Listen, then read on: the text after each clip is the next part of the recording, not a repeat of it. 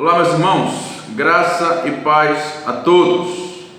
Que bom estarmos aqui, para fazermos o nosso culto doméstico. A ideia, meus irmãos, desse vídeo é ajudá-los e orientá-los em relação ao culto doméstico dos irmãos, tá? Então, o estudo agora equivale à nossa escola dominical, que seria para a escola dominical. Os irmãos estão realizando seus cultos domésticos. Então, esse estudo agora é para a nossa escola dominical. O tema que nós demos para o estudo da nossa escola dominical é uma palavra de vitória, conforme está na sua apostila. E o nosso texto é João, capítulo 19, versículo 30. Então, você que está com a sua Bíblia aí, abra lá a sua Bíblia em João 19, 30, e nós vamos ler juntos, tá? Então, diz assim a palavra do nosso Deus em João capítulo 19, versículo 30, diz assim: quando, pois, Jesus tomou o vinagre e disse: está consumado, e inclinando a cabeça, rendeu o Espírito.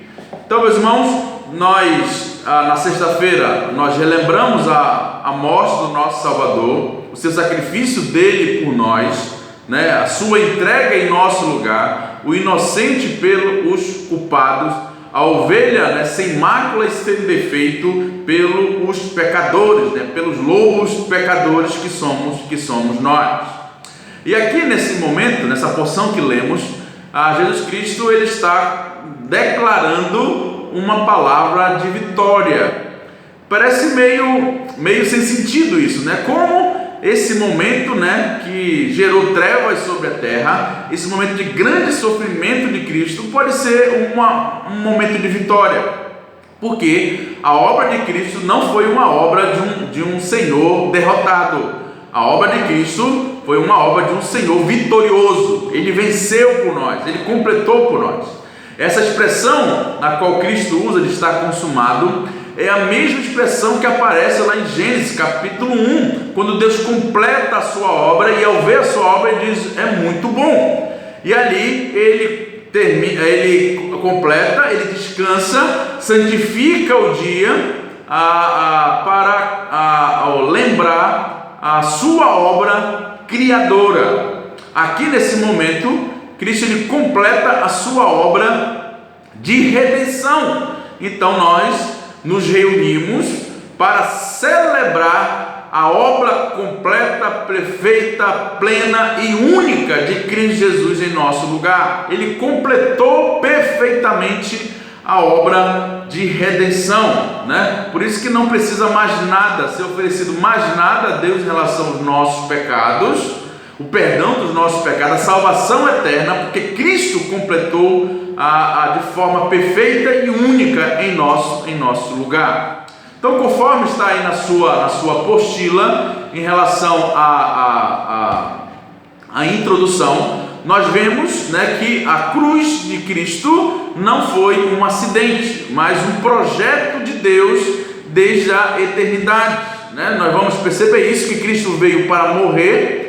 Jesus Cristo foi o único homem que nasce com essa finalidade. Ele nasce para morrer, para ser o Cordeiro de Deus, para esmagar a cabeça da serpente e receber aquele golpe mortal no seu calcanhar, ele nasceu para isso. Ele foi morto, como diz o texto bíblico, desde a fundação do mundo, segundo Apocalipse, capítulo 13, versículo 8. O sacrifício de Cristo, ele é anunciado, decretado na eternidade. Então ele nasceu para ser o nosso substituto e representante e fiador, o nosso representante legal, assim como Adão e Eva foi o representante da humanidade lá no Éden, e ao pecar, todos pecaram junto com ele. Cristo Jesus também é o nosso representante legal. Todo aquele que nele crê receberá sobre si a recompensa da sua obra, a redenção, a remissão e o perdão dos seus pecados.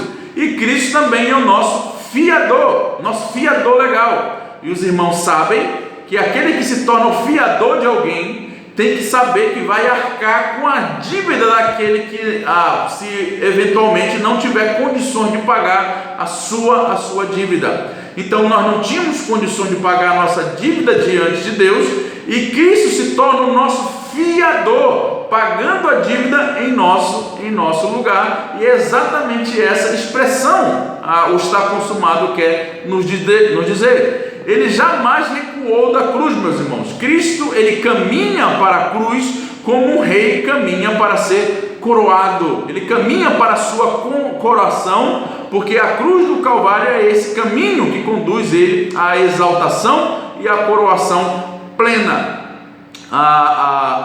em relação ao Calvário e à sua morte.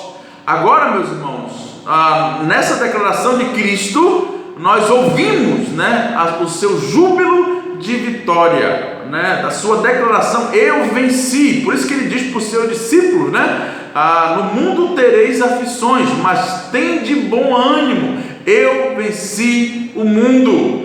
Onde nós vemos a comprovação disso? Nessa declaração: está consumado. Agora nós vamos passar para um momento aí da nossa apostila, o que essa declaração não quer dizer, meus irmãos. Primeiramente, essa declaração não quer dizer que Cristo está cumprindo algo contrariado, tá? Cumprindo, não tem jeito, não tem outra forma, não tem outro modo, então eu vou cumprir aqui mesmo. Não, essa declaração não quer dizer isso. Esse brado de Cristo aqui, meus irmãos, no texto, Cristo está dando um brado de vitória. Está dizendo: eu venci, né? Eu fui vitorioso, eu ganhei, né? Mesmo em meio a sofrimentos, dores ali terríveis, incalculáveis, Cristo está dando um brado de vitória. Está consumado, eu venci, eu fui vitorioso, né? Eu coloquei as obras do diabo, eu humilhei, eu triunfei sobre as obras do diabo e cumpri a obra de redenção na qual Deus Pai exigia para a salvação do pecador. Então Cristo não está cumprindo algo contrariado, tá, meus irmãos? Essa declaração não quer dizer isso. Segundo, meus irmãos, aspecto na qual essa declaração não quer dizer é que Jesus Cristo, ele não está se colocando aqui como um miserável, né? Como um coitadinho, né? Isso seria indigno, né, para a majestade do nosso Salvador. Cristo não está fazendo isso. Jamais interprete, meus irmãos, essa declaração de Cristo como se ele estivesse expressando pena de si mesmo. Não interprete essa palavra dessa forma. A pena de si mesmo, meus irmãos, é um dos sentimentos mais nocivos para a fé. E o nosso Salvador, lógico, não estaria também fazendo isso. Então, o Salvador aqui nesse momento, ele não está expressando pena de si mesmo. Pelo contrário, ele está expressando a sua majestade. Eu venci por vocês. Eu fui vitorioso por vocês. A terceira, meus irmãos, característica, terceiro aspecto do que essa declaração não quer dizer é que esse grito, meus irmãos, de desespero, não é um grito de desespero de um mártir que foi desamparado, né? Jesus Cristo aqui, meus irmãos, não está se colocando como uma vítima da sociedade. Jesus não foi uma vítima de grupos radicais. Jesus não foi uma vítima de um império tirano. Jesus, ele se entregou a si mesmo, e ele mesmo diz isso, né? Se você pegar aí a sua Bíblia, em João capítulo 10, versículo 18, Jesus Cristo diz assim: ninguém a tira de mim. Tira o quê? A sua vida. Pelo contrário, eu espontaneamente a dou. Tenho autoridade para entregar e também para revê-la. Esse mandato recebi de meu Pai. Então Cristo não foi uma vítima de Judas, dos judeus, né, dos fariseus ali, e muito menos de Pilatos, né, de Pôncio Pilato do Império Romano. Jesus Cristo não foi. Jesus Cristo se entregou a si mesmo. Ele se entregou. Sabe quem matou o Jesus Cristo? Né? O próprio Deus Pai. Se você pegar Isaías 53, versículo 10, o texto diz lá que Deus se agradou em moê-lo. Deus se agradou em matá-lo. Então, esse sacrifício de Cristo foi planejado pelo próprio Deus Pai, em prol do resgate das nossas almas. Então aqui Cristo, ele não está se colocando como um mártir, como uma vítima da sociedade, né? Como uma vítima de um grupo radical religioso ou como de um império tirano. Não, Jesus Cristo, esse momento foi planejado na eternidade e agora ele está cumprindo. E por último, meus irmãos, o último aspecto é que essa expressão, meus irmãos, aqui não é uma expressão de satisfação pelo término, né, dos seus sofrimentos. Deus que está dizendo, que bom que terminou, que bom que acabou. Não, tudo que era, essa expressão aqui, meus irmãos, quer dizer que tudo que era necessário para revelar o completo caráter de Deus, agora tinha sido concluído. Tudo. Se você pegar aí o versículo 28, diz assim o versículo 28, depois vendo Jesus que tudo já estava consumado, para se cumprir a Escritura. Então tudo aquilo que era necessário, tudo aquilo que tinha sido dito e proferido no Antigo Testamento, aqui estava sendo concluído. Tudo que era requerido pela lei antes, né, que os pecadores pudessem ser salvos, tinha agora sido realizado. Essa expressão aqui é uma expressão de realização, de agora tudo que era necessário para o perdão dos pecados perdão dos pecados, dos nossos pecados, foi agora concluído e realizado. Que o preço, meus irmãos, da nossa escravidão agora foi pago, da nossa redenção foi pago em Cristo Jesus aqui na cruz do Calvário. Então, essas quatro características demonstram o que não quer dizer esse texto. O que não quer dizer, Cristo não realizou algo contrariado, ele não está realizando algo né, de mau grado ou de má vontade. Isso não quer dizer, Cristo também não está se colocando aqui como um miserável, né, como um coitadinho. Cristo aqui também não está se demonstrando que ele é uma vítima da sociedade, né, um mártir desamparado. E Cristo aqui também não está dizendo, que bom que terminou o meu sofrimento. Essa declaração não quer dizer isso. A segunda, meus irmãos, parte do nosso estudo, ela vai nos direcionar. O que essa declaração, então, ela quer nos ensinar? O que essa declaração quer dizer? Primeiramente, essa declaração quer nos dizer que na cruz o Salvador confirma de fato que ele é o Redentor infinitamente obediente. Quando ele diz, está consumado, ele está dizendo, eu fui obediente até a morte. E que morte? Morte de cruz, como o apóstolo Paulo vai falar em Filipenses capítulo 2, versículo 8, ele foi obediente até a morte de cruz. Então, ele poderia, meus irmãos, deixar de ser obediente, porque ele é Deus, ele é livre para fazer o que bem entender, né? Ele é o Criador de todas as coisas, ele é o Senhor de todas as coisas. Ele poderia fazer isso em meio a esse sofrimento terrível na qual ele está experimentando, né? Mas a obediência, meus irmãos, é um caráter distinto do nosso Salvador. Porque ele é obediente, porque faz parte dele, faz parte da sua natureza. A desobediência, a rebelião não é parte dele, entendeu? Então ele é obediente até a morte de cruz, porque isso é uma característica do Messias, do Redentor, do Salvador. Por isso que ele vai até as últimas consequências, porque ele é isso, ele é obediente. Porque ele exige que eu e você sejam obedientes? Porque ele é isso. Ele quer que nós sejamos aquilo que ele é. E a cruz demonstra a infinita obediência do nosso Salvador. Ao contrário, né, de Saul, aonde Deus dá uma ordem a ele, em 1 Samuel capítulo 15, Deus dá uma ordem a ele de destruir ali todo o povo inimigo, e Saul não faz isso, né? E diz para Samuel, não, eu deixei os despojos, os bois, para fazer um sacrifício a Deus. E quer que Samuel fala para ele? Saul, é melhor obedecer do que sacrificar. Mas isso não fazia parte da natureza de Saul, a obediência. Com o nosso Salvador não, faz parte da natureza do nosso Salvador a obediência, porque ele é isso. E a cruz do Calvário demonstra a natureza e o objetivo do nosso Salvador em relação à cruz. Ele é obediente, e obediente até a morte. Segunda, meus irmãos, características que nós vemos aqui do texto, que o objetivo da encarnação, ela foi alcançada. Então, a difícil obra que precisava ser realizada foi feita, porque o nosso Senhor nasceu, Ele nasceu para esse momento, Ele nasceu para esse episódio, e agora Ele completou. Então, o objetivo da encarnação dos 33 anos de Cristo aqui nessa terra, em especial os 3 anos do seu ministério, foi consumado aqui nesse momento. A tarefa divinamente dada a Ele foi executada.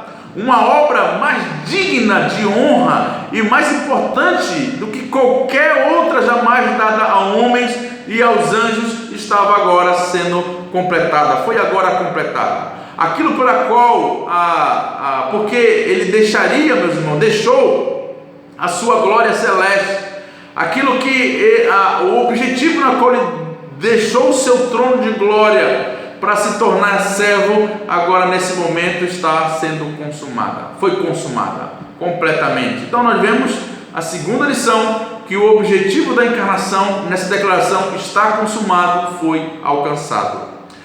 A terceira, meus irmãos, lição para nossas vidas, terceira verdade para nossa vida, que aqui vemos a realização da nossa expiação, nós vemos a concretização da nossa expiação. Então aquilo que tinha sido dito no Antigo Testamento, os vários tipos que havia sido dito, feito e realizado no Antigo Testamento, agora é cumprido em Cristo Jesus.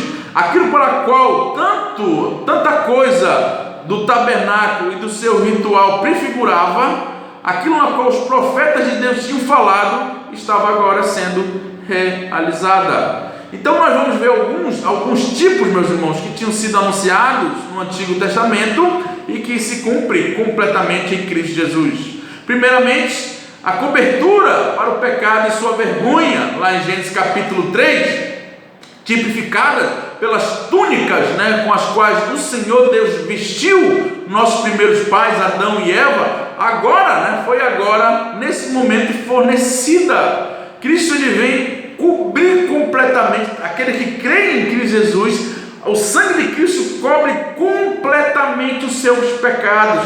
Quando Deus olha para nós, Ele não vê os nossos pecados, mas Ele vê o sangue de Cristo sobre as nossas vidas. Então, um tipo que foi lá em Gênesis capítulo 3, agora nesse momento se concretiza. A sombra de Gênesis capítulo 3 é realizada agora, quando Cristo diz: está consumado. Aquele que crê em mim, o meu sangue revestirá, dará novas vestes para ele, vestes brancas, santas, puras, aceitáveis diante de Deus. A segunda, meus irmãos, característica, daquilo que foi anunciado para os nossos pais em relação à expiação, é o excelente sacrifício, que Abel ofereceu a Deus, tipicamente pelo cordeiro, que Abel entrega ali a Deus aceitável. Agora nesse momento foi oferecido a Deus, o cordeiro que foi aceitável a Deus ali em Gênesis 4, que é o sacrifício de Abel, agora nesse momento está sendo cumprido completamente no Cordeiro de Deus, que tira o pecado do mundo, conforme a nossa leitura inicial de João 1, versículo 29, da sua apostila. Então esse Cordeiro que foi oferecido lá, agora foi fornecido em nosso lugar aqui. Nós somos aceitos diante de Deus por causa desse Cordeiro sem mácula e sem defeito que foi oferecido aqui em João capítulo 19, versículo 30. Por isso que ele diz: está consumado. Eu sou o Cordeiro perfeito. Não precisa mais sacrifício de expiação, porque eu sou o Cordeiro perfeito, pleno e único, pela vida de vocês. A segunda característica, meus irmãos, dessa expiação realizada é que um abrigo da tempestade do julgamento divino foi providenciado para nós, tipicamente realizada lá no dilúvio, a partir de Gênesis capítulo 6, foi providenciada para salvar a vida de Noé e de seus familiares, agora aqui é providenciado para nós. Cristo é a nossa arca celestial, a arca perfeita que vai nos conduzir aos céus. Aqui nesse momento, o está consumado é providenciada em nosso lugar. Também, meus irmãos, nós vemos que Jesus Cristo, ele é o Filho unigênito, muito amado, tipicamente que foi oferecido, né, a Isaac, ali na história de Isaac com Abraão, quando ele sobe para o monte de Moriá, em Gênesis 22, quando Abraão vai oferecer o seu filho. E aqui, meus irmãos, Cristo Jesus, ele vai para o altar de Deus se oferecer em nosso lugar, sem abrir a sua boca e sem questionar. Tipicamente exemplificado na vida de Isaac. Aqui demonstra agora o nosso cordeiro providenciado. Quando Abraão diz lá em Gênesis 22, né? Deus providenciará para si o seu sacrifício. Deus proverá. Está aqui, meus irmãos, a consumação. Está aqui o cordeiro que foi providenciado. Está aqui o varão que vai remir os nossos pecados. Está aqui o cumprimento desse grito da oração de Abraão. Também nós vemos, meus irmãos, uma proteção contra o anjo vingador, tipificada pelo sangue derramado do cordeiro pascual, ali nos umbrais da porta, né, meus irmãos? Quando o anjo da morte passou, aqueles que tinham os umbrais da sua porta pintado, né, despegido pelo sangue do cordeiro, o anjo da morte passou direto e não matou. Aqui, meus irmãos, nós vemos esse cordeiro sendo suprido para nós. Quando o anjo da morte vier, ele vai passar por cima, porque quem vai nos resgatar é Cristo Jesus. Quem vai vir nos buscar não é o anjo da morte, é Cristo Jesus que vem nos buscar e nos resgatar.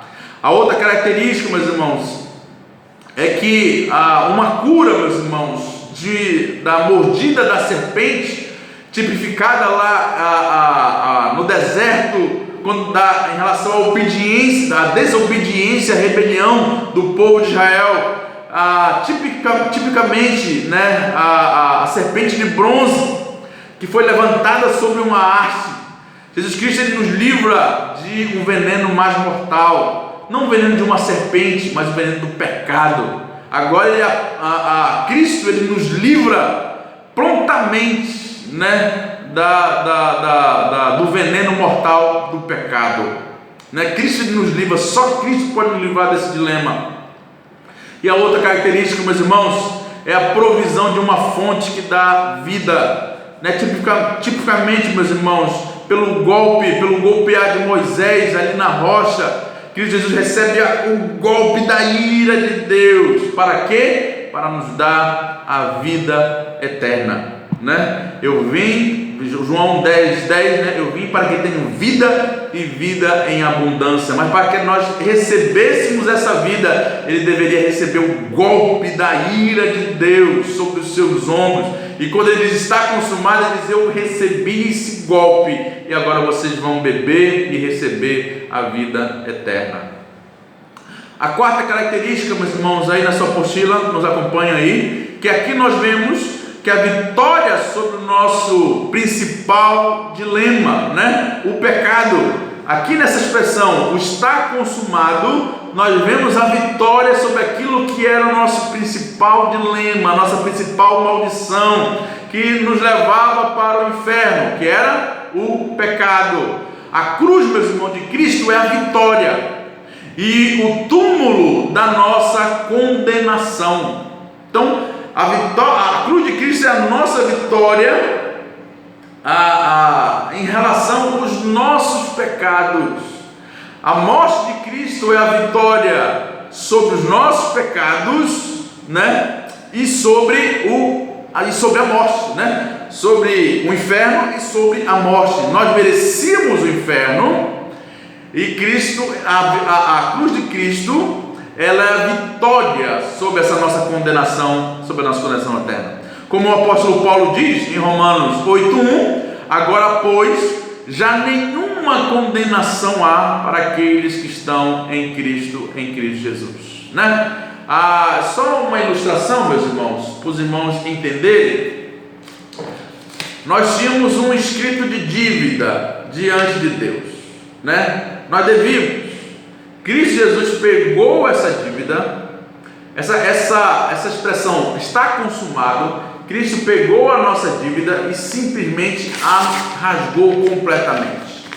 Nós não devemos mais nada. O escrito de dívida foi completamente pago e rasgado diante de Deus. Então a cruz de Cristo é a vitória sobre o nosso principal dilema. Que dilema? O pecado. Maior do que essa pandemia, do que esse vírus, meus irmãos, que todo mundo está com medo, é o vírus do pecado, que vai não somente matar o físico, né? O corpo, mas vai lançar o homem também no inferno. Esse é o vírus mortífero do pecado. Então esse é o nosso principal dilema, que a cruz de Cristo venceu por nós. Quando Cristo está consumado, ele diz: eu fui vitorioso por esse principal dilema de vocês. E aqui tem o último, meus irmãos, característica, que aqui nós vemos a destruição da usurpação do diabo. A sentença, meus irmãos, foi dada ao diabo, ainda que não executada, sem um fim, mas seu fim é certo.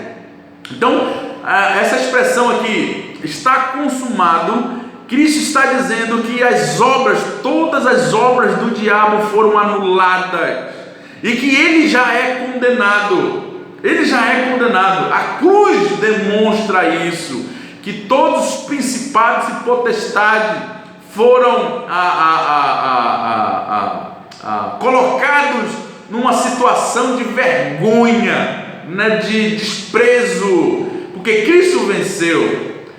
Em seu poder, o poder do diabo já está quebrado no que diz respeito aos crentes, né? Ele não tem mais poder sobre as nossas vidas. Hoje em Cristo Jesus nós podemos dizer não para o pecado. Hoje o diabo já não tem poder sobre as nossas vidas, ele não toca mais em nossas vidas.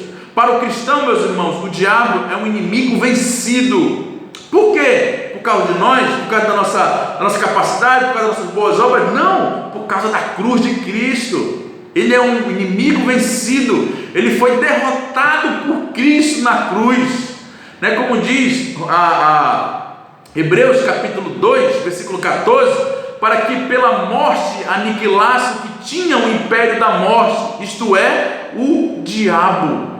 Cristo destruiu o império da morte em nosso lugar. A cruz demonstra isso. Os crentes, meus irmãos, já não foram tirados, os crentes, melhor dizendo, os crentes já foram tirados da potestade das trevas e transportados para o reino do Filho do seu amor, conforme descrito em Colossenses capítulo 1, versículo 13. Satanás, meus irmãos, então deve ser tratado como inimigo derrotado. Ele não é um inimigo vitorioso, ele é um inimigo derrotado, já foi derrotado. Quem derrotou ele? O nosso Salvador. A cruz, meus irmãos, declara isso, declara a destruição da usurpação do diabo. Ele usurpou o governo desse sistema na qual nós vivemos, através de mentira, de engano e de morte. Mas Cristo vem através da verdade, através da sua vida de obediência e através de um sacrifício perfeito, tomar para si aquilo que é dele. A luta nunca foi por poder. A luta é jurídica. Cristo, de forma jurídica, genuína, pela verdade, pela sua autoridade, ele toma novamente para si aquilo que é dele. Então logo ele derrota o diabo diante daquilo que o diabo usurpou através da mentira. Então, meus irmãos, essa é a quinta característica dessa declaração, dessa palavra de vitória de Cristo. Conclusão, meus irmãos, para nós: a obra da redenção, meus irmãos, foi cumprida totalmente e perfeitamente. Ele não deixou lacunas, não deixou. A obra de Cristo, ela é perfeita. A obra de Cristo é plena. A obra de Cristo é suficiente. O que nós comemoramos na sexta-feira é uma obra perfeita de Cristo, foi consumada, foi completa. Ele não deixou falhas, ele foi obediente até a morte, meus irmãos, e morte de cruz. A aplicação, meus irmãos, para nós é um insulto, meus irmãos, é um insulto inominável exigir do Salvador algo a mais. É um insulto, né? Às vezes as pessoas elas colocam condições para servir a Cristo, né? Se eu tiver isso, eu vou servir Ele. Se Ele fizer aquilo, eu vou servir a Ele melhor. Se Ele me curar dessa doença, eu vou servir a Ele. Se Ele me der um emprego melhor, eu vou fazer isso. Meus irmãos, um insulto a Cristo exigir algo a mais do Salvador, pelo que Ele fez por nós. Nós devemos a Ele toda a submissão, reverência e servidão. É um insulto nós querermos do nosso Salvador algo a mais. Quando nós exigimos condições para servir Ele a mais, nós estamos insultando aquilo que Ele fez no Calvário por nós. Estamos insultando a obra perfeita que Ele realizou em nosso lugar. Muitos, meus irmãos, estão sendo ensinados a fazer negociatas com Deus. Muitos estão fazendo isso, né? Senhor, faça isso por mim que eu vou te servir melhor. Se o Senhor fazer isso, eu oro mais, eu leio mais a Bíblia. Tem muitas pessoas caindo nesse erro terrível da negociata, sem demonstrarem, meus irmãos, qualquer preocupação com as suas almas. Isso é um perigo, meus irmãos, imensurável, e um insulto ao nosso Salvador nós fazemos isso. E a pessoa não se preocupa com a sua alma, ela vai colocando condições para servir a Cristo, e não se preocupa nem um pouco com a sua alma. A outra aplicação, meus irmãos, em relação às nossas vidas, se você, meus irmãos, faz parte dos filhos de Deus, a principal característica dos filhos de Deus é a obediência.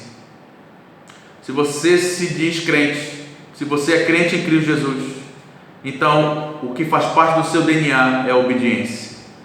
Se você não obedece a Cristo, você não é filho de Cristo. Se você não obedece a Cristo, você não foi salvo por Cristo, porque aqueles que foram salvos por Cristo obedecem. Então, se você é crente, obedeça a Cristo. Não faça negociatas com Ele. É um insulto, né? Você negociar com Cristo e exigir do Salvador algo a mais. É um insulto a Ele, pelo aquilo que Ele fez por mim e pelo aquilo que Ele fez por você. Então, meus irmãos, que Deus abençoe a sua vida, que Deus abençoe a vida dos seus familiares, e que nós venhamos colocar em prática aquilo que aprendemos no nosso culto doméstico nesse dia. Vamos orar? Senhor, muito obrigado pela Tua palavra, obrigado também por aqueles que nos ouvem. Que o Senhor venha derramar a Tua graça sobre nossas vidas, que o Senhor também venha estender a Tua mão, Senhor, poderosa sobre o mundo, sobre nossa nação, por essa pandemia que tem chegado até nós, Pai. Ó Senhor, só o Senhor pelas nossas vidas. Rogamos, Pai, pelo livramento, e rogamos também, Senhor, que o Senhor venha sarar a terra e nos livre, Pai, desse vírus, nos livre dessa pandemia, e que num tempo oportuno, Senhor, nós venhamos voltar como igreja e corpo do Senhor a nos reunir em comunidade para louvar e bendizer o Teu nome, Pai. Muito obrigado pela Tua palavra e pelos nossos irmãos reunidos nesse momento. Que o Senhor venha abençoar cada família, no nome de Jesus, amém. Então tá, meus irmãos, até mais, que Deus abençoe a todos.